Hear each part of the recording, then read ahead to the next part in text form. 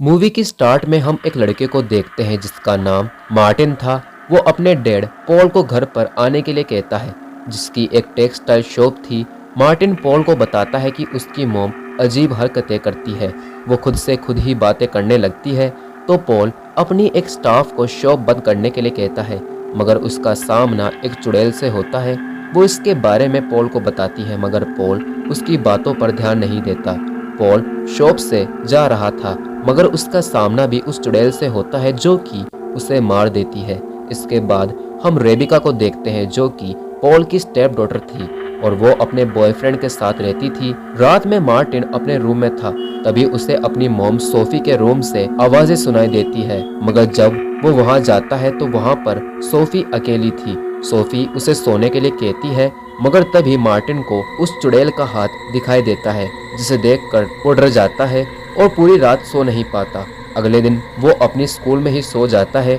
उसकी टीचर वहां पर उसकी बहन को बुलाती है। रेबिका अपने बॉयफ्रेंड के साथ वहां पर जाती है, जहां उसकी मुलाकात एमा से होती है जो कि चाइल्ड वेलफेयर में काम करती थी। वो रेबिका को बताती है कि मार्टिन बहुत परेशान है। रेबिका मार्टिन को वहां से घर लेकर जाती है, मगर वो देखती है कि उसकी मॉम की तबीयत अभी सही नहीं है, तो वो उसे अपने साथ अपने घर पर ले जाती है। लेकिन वहां पर भी मार्टिन बहुत डरा हुआ था। रात में रेबिका का सामना भी उस चुड़ैल से होता है जो कि उसे मारने वाली ही थी, लेकिन रेबिका लाइट्स ऑन कर देती है, जिससे वो वहां से चली जाती है। अगले दिन वहां पर एमा आकर रेबिका से कहती है कि तुम ऐसे मार्टिन को अपने पास नहीं रख सकती, क्योंकि वो सोफी का बेटा है। तो वो उसे अपने साथ ले जाती है। यहाँ रेबिका को फर्श पर एक स्केच बना हुआ मिलता है जिसका नाम डायना लिखा हुआ था, और तभी उसे अपने बचपन की एक मेमोरी याद आती है और उसे पता चल जाता है कि डायना कौन है। वो और उसका बॉयफ्रेंड उसके बारे में और भी पता लगाते हैं। तब उन्हें पता चलता है कि सोफी का इलाज मेंटल हॉस्पिटल कर रहा है और उसे डायना कौन है इसके बारे में भी पता चल जाता है, मगर वो चुड़ैल उस पर अटैक कर देती है।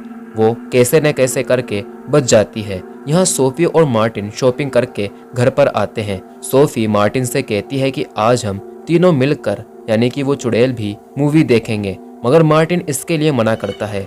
रात में सोफी और मार्टिन मूवी देखने लगते हैं, मगर सोफी लाइट बंद कर देती है, जिससे मार्टिन डर जाता है, मगर सोफी उसे चुड़ैल के बारे में बताने लगती है। तभी वहां पर वो चुड़ैल आ जाती है, जिसे देखकर मार्टिन डर जाता है और वहां से रेबिका के घर पर जाता है, जहां रेबिका उसे सारे एविडेंस जो उसे मिले थे दिखाती है और बताती है कि असल में डायना लोगों को मिली थी जब उसके फादर का मर्डर हो गया था, और उसके बाद उसे हॉस्पिटल में रखा गया क्योंकि उसे एक स्किन की बीमारी थी जो कि लाइलाज थी। तभी उसकी मुलाकात सोफी से हुई और वो दोनों बेस्ट फ्रेंड बन गई। रेबिका बताती है कि साइंटिस्ट ने डायना के ऊपर एक्सपेरिमेंट किया, मगर गलती से ज्यादा लाइट हो जाने की वजह से डायना जल कर मर गई। तभी डायना उन दोनों पर अटैक करती है, मगर वो बच जाते हैं। वहां से वो दोनों और रेबिका का बॉयफ्रेंड सोफी के घर जाकर उससे सच्चाई बताने की कोशिश करते हैं कि डायना ने ही उसके फादर को मारा है, मगर सोफी इस पर यकीन नहीं करती। वो तीनों वहीं पर रुकने का फैसला करते हैं और रात में बचे रहने के लिए बहुत सारी कैंडल्स जला लेते हैं। रात में अचानक लाइट्स चली जाती है। रेबिका लाइट्स ऑन करने के लिए नीचे जाती है और उसका बॉयफ्रेंड बाहर, मगर लाइट्स ऑन नहीं होती। यहाँ मार्टिन की नींद खुल जाती है और वो डर के मारे अपने रूम से बाहर निकलता है, जहाँ उस पर डायना अटैक करती है, मगर कैंडल होने की वजह से वो उसे कुछ नहीं कर पाती। रेबिका का बॉयफ्रेंड ये सब देखकर वहां से भाग जाता है और डायना सोफी को भी बेहोश कर देती है। यहाँ रेबिका और मार्टिन की लाइट बंद हो रही थी, तो वो दूसरी लाइट लेने के लिए स्टोर रूम में जाते हैं, जहाँ पर उन्हें एक यूवी लाइट मिलती है, मगर डायना उन्हें वहाँ पर बंद कर देती है। वो दोनों वहाँ से एक सीक्रेट रूम में पहुँच जाते हैं, जहाँ पर डायना ने बहुत सारे वर्ड्स लिखे हुए थे। वहाँ पर डायना रेबिका पर अटैक करती है, मगर उसे मार्टिन बचा लेता है।